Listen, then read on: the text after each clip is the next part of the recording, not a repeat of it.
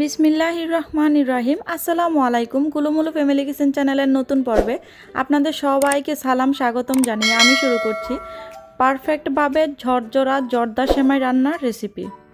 যেহেতু সামনে ঈদ রমজান মাস, চলুন তাহলে দেখে নিই।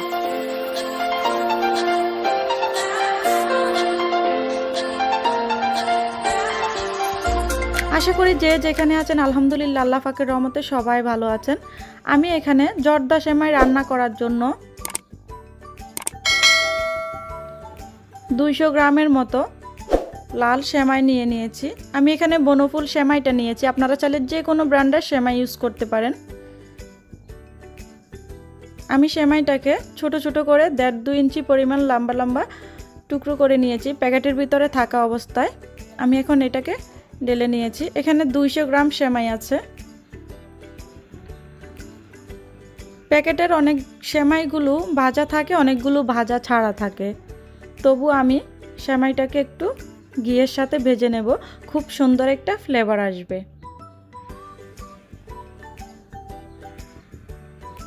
সবাইকে একটা অনুরোধ করব, একটা লাইক দিয়ে ভিডিওটি শুরু থেকে শেষ পর্যন্ত দেখবেন, আমার চ্যানেলটিকে সাবস্ক্রাইব করে পাশেই থাকবেন। আমি চুলায় একটা ফ্রাই প্যান বসিয়ে দিয়েছি। আমি এখন দিয়ে দেব 3টে তেজপাতা, 1টা লবঙ্গ, 2 টুকরা দারুচিনি, 3টা সবুজ এলাচ দিয়ে আমি 2 টেবিল চামচ পরিমাণ ঘি দিয়ে দেব। ঘি দিয়ে আমি গরম মশলাটাকে খুব ভালোভাবে ভেজে নেব।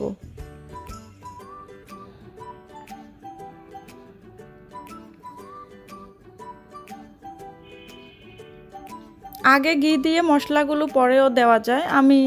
আমার হাতের কাছে আসলে সামনে মশলার বাটিটা ছিল, যার কারণে আমি মশলাগুলো আগে দিয়ে দিয়েছি। 2 টেবিল চামচ পরিমাণ আমি এখানে ঘি অ্যাড করে দিয়েছি। অনেকেই বলতে পারেন আপু এখানে তেল ইউজ করা যাবে না? হ্যাঁ, অবশ্যই ইউজ করা যাবে।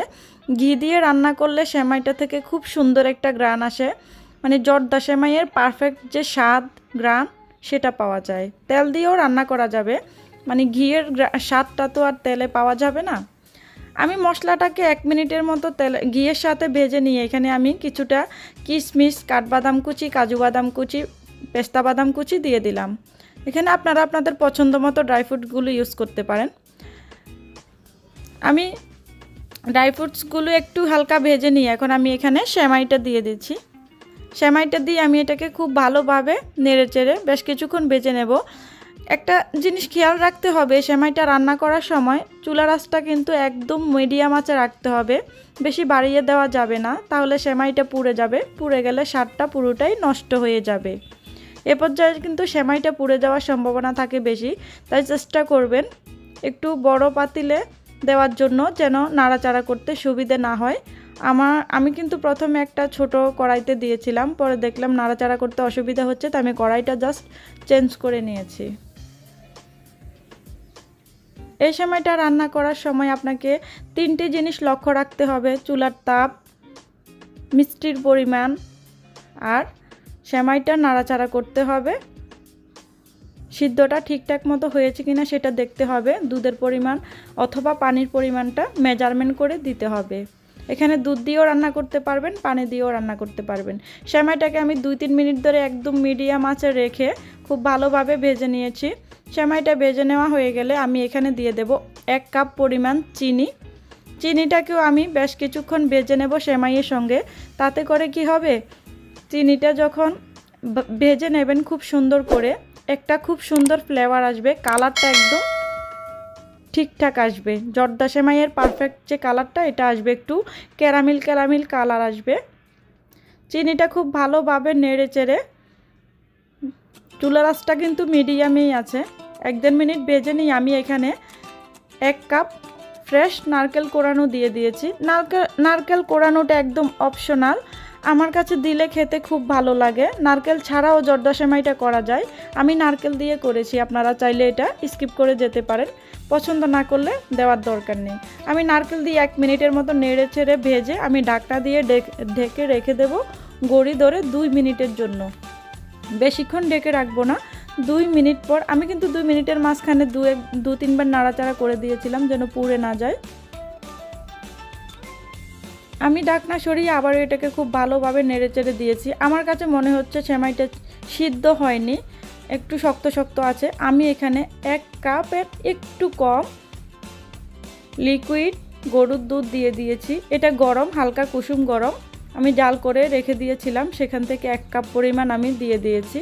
এটা দিয়ে আমি খুব ভালোভাবে নেড়েচেড়ে সেমাইটাকে সিদ্ধ করে নেব। খুব ভালোভাবে নেড়েচেড়ে এটাকে সিদ্ধ করে নিতে হবে।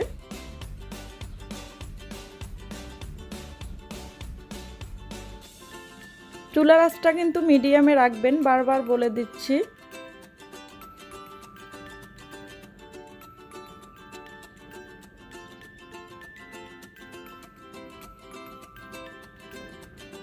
সবাইকে একটা অনুরোধ করব, প্লিজ আমার চ্যানেলটিকে সাবস্ক্রাইব করে পাশে থাকা বেল আইকনে প্রেস করে রাখবেন, যেন আমি কোনো ভিডিও আপলোড করলে সঙ্গে সঙ্গে নোটিফিকেশন পেয়ে যান।